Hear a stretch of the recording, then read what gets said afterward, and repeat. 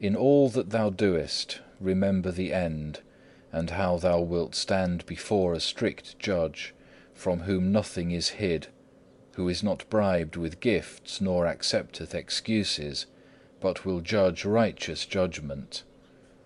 O most miserable and foolish sinner, who art sometimes in fear of the countenance of an angry man, what wilt thou answer to God, who knoweth all thy misdeeds?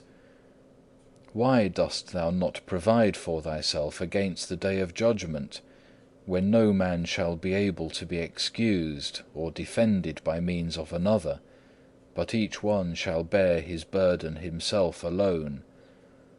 Now doth thy labour bring forth fruit. Now is thy weeping acceptable, thy groaning heard, thy sorrow well pleasing to God, and cleansing to thy soul. Even here on earth the patient man findeth great occasion of purifying his soul. When suffering injuries, he grieveth more for the other's malice than for his own wrong. When he prayeth heartily for those that despitefully use him, and forgiveth them from his heart. When he is not slow to ask pardon from others.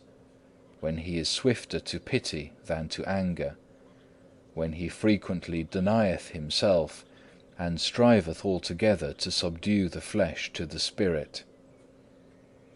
Better is it now to purify the soul from sin, than to cling to sins from which we must be purged hereafter. Truly we deceive ourselves by the inordinate love which we bear towards the flesh. What is it which that fire shall devour, save thy sins? The more thou sparest thyself, and followest the flesh, the more heavy shall thy punishment be, and the more fuel art thou heaping up for the burning. For wherein a man hath sinned, therein shall he be the more heavily punished. There shall the slothful be pricked forward with burning goads, and the gluttons be tormented with intolerable hunger and thirst. There shall the luxurious and the lovers of pleasure be plunged into burning pitch and stinking brimstone, and the envious shall howl like mad dogs for very grief. No sin will there be which shall not be visited with its own proper punishment. The proud shall be filled with utter confusion, and the covetous shall be pinched with miserable poverty. An hour's pain there shall be more grievous than 100 years here of the bitterest penitence. No quiet shall be there, no comfort for the lost, though here sometimes there is respite from pain, and enjoyment of the solace of friends. Be thou anxious now and sorrowful for thy sins, that in the day of judgment thou mayest have boldness with the blessed. For then shall the righteous man stand in great boldness before the face of such as have afflicted him, and made no account of his labours. Then shall he stand up to judge, he who now submitteth himself in humility to the judgments of men. Then shall the poor and humble man have great confidence, while the proud is taken with fear on every side. Then shall it be seen that he was the wise man in this world who learned to be a fool and despised for Christ. Then shall all tribulation patiently borne delight us, while the mouth of the ungodly shall be stopped.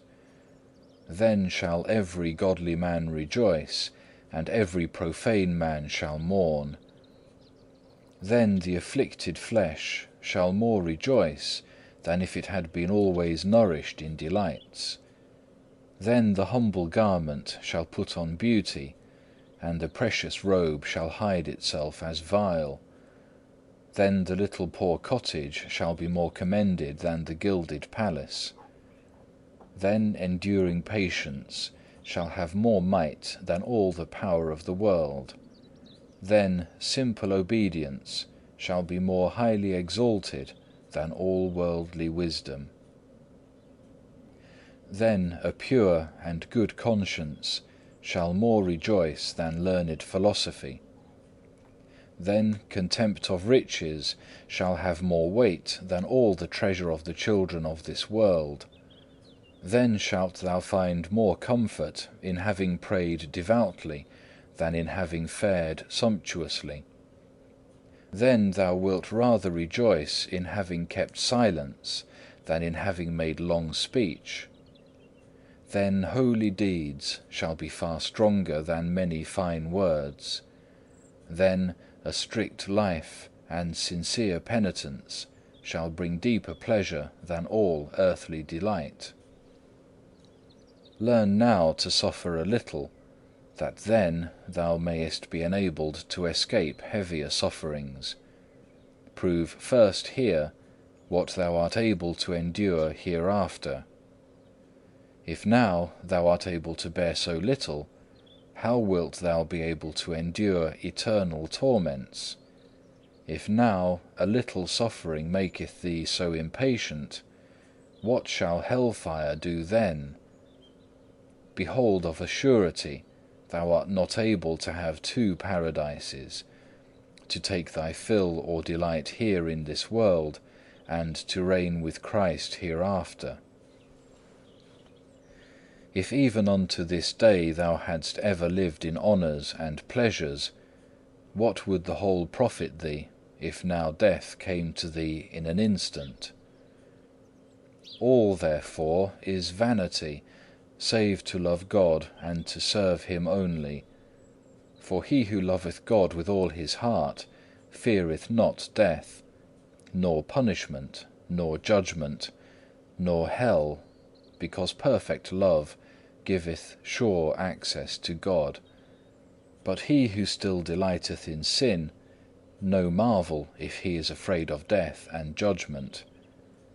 Nevertheless, it is a good thing, if love as yet cannot restrain thee from evil, that at least the fear of hell should hold thee back.